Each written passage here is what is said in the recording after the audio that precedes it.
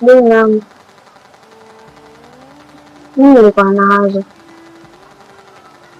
kwa nini sirudi nyumbani kule kwa kaka, niende nikaongea naye ili aweze kusaidia kwenye hili jambo.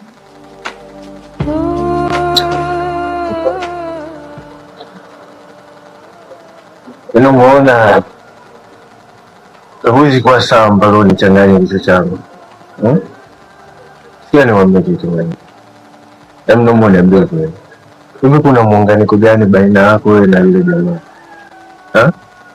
Hivi kweli yule jamaa ni kaka yako kweli? Au kuna kingine ambacho kinaendelea ambacho mimi? Naomba niambie kweli. Lakini dunia yangu sio kinaweza kuhusu kaka. Huwa nakujibu majibu ambayo yamenyooka.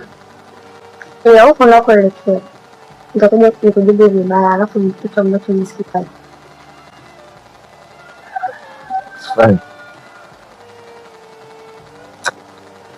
Yaani kwa sasa mimi nafikiria moja tu, kwanza niende kwa bibi.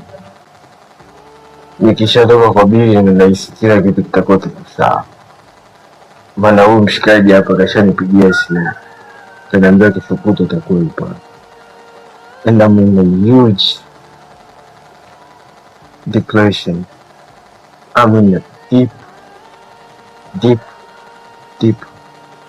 depression. So please, I don't know how to solve it, but I think nikishaonana na bibi kila kitu kitakuwa kiko sawa. Lakini nilikwambia tunza pesa uko unajisahau. Yaani unakaa nyumbani kama vile kwako vile, wakati unajua kabisa sio kwako na kwa watu. Alafu uko unatumia pesa vibaya. Unategemea nini? Okay, sawa. Nimevuruga. Lakini kumbuka sio muda wa kulaumiana.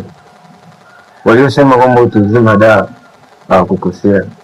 Na sijui ni dawa gani ilikuwa. So please, naomba ukiache kitu changu.